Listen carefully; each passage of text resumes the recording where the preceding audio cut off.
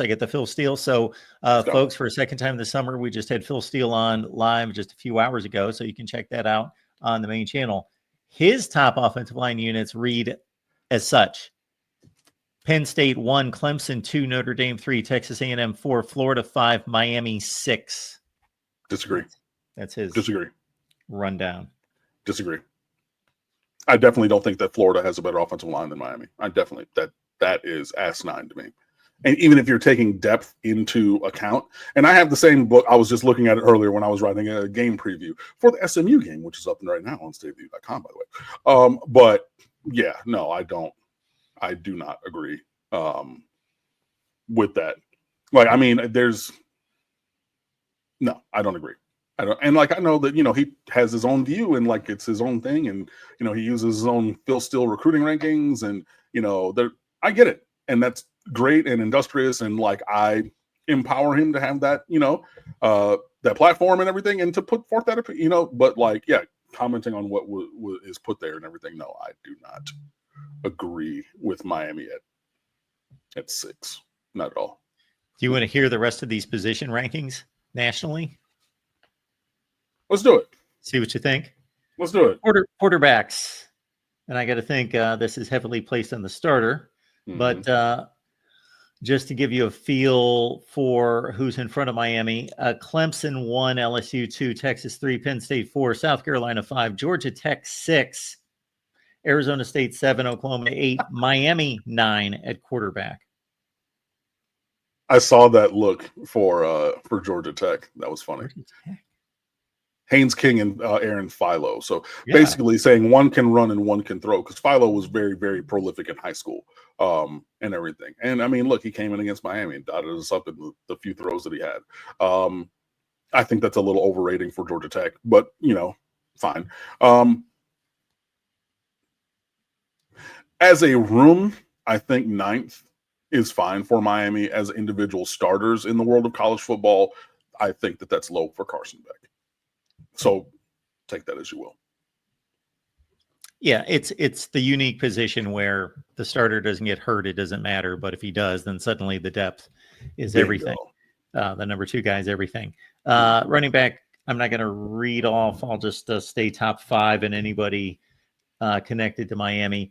Penn State 1, Notre Dame 2, Texas 3, Louisville 4, Oklahoma 5, Georgia Tech at 13, Florida 14, Miami 16 at running back?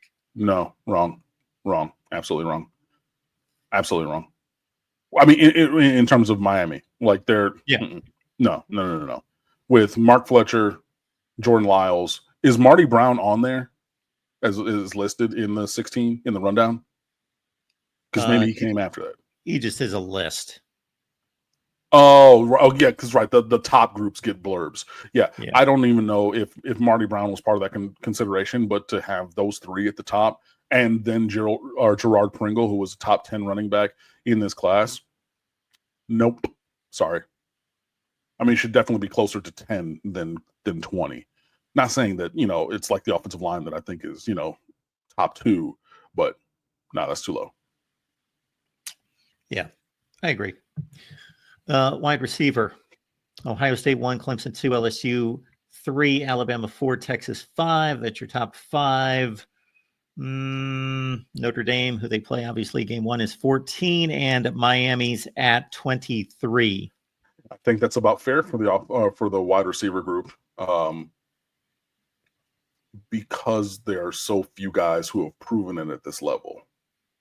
So next year, I would expect that ranking to be in the top 20, maybe, definitely higher than 23rd, but reasonable because of the collection of talent, which is pretty undeniable, but the preponderance of that talent has not produced at this level, especially just because we had, a bunch of dudes in front of them that played the majority of the snaps for the number 1 offense in America. So, yeah.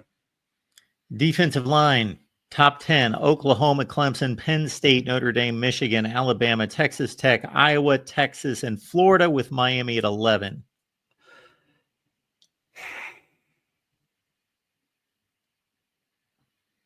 I think that's reasonable.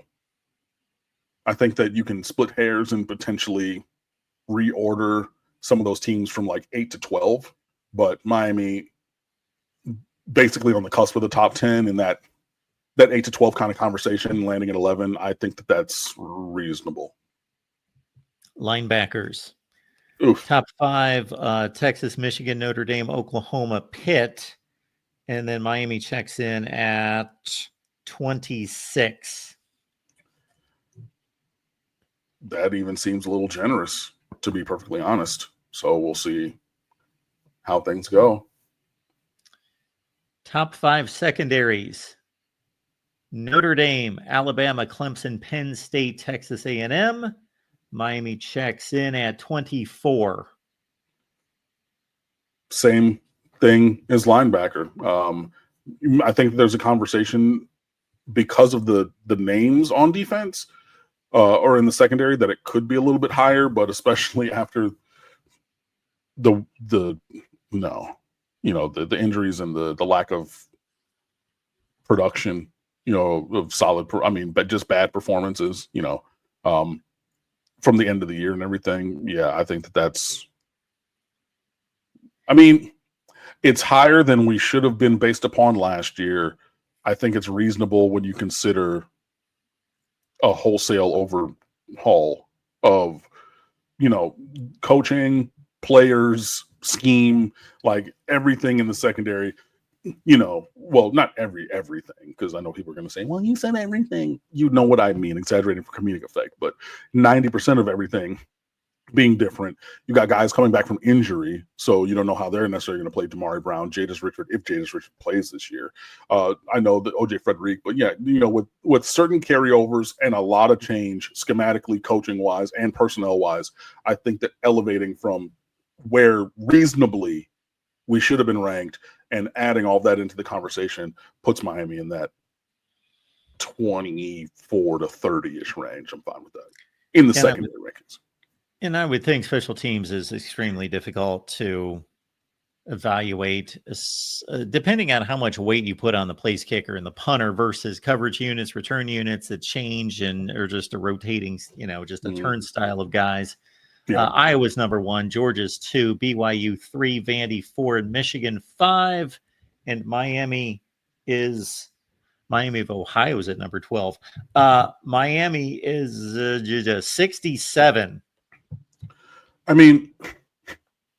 We've seen the end of the Borgales kicking dynasty, unfortunately, because, Ms. Vivi only had 2 boys. So we got Jose for a year and then Andres for 4.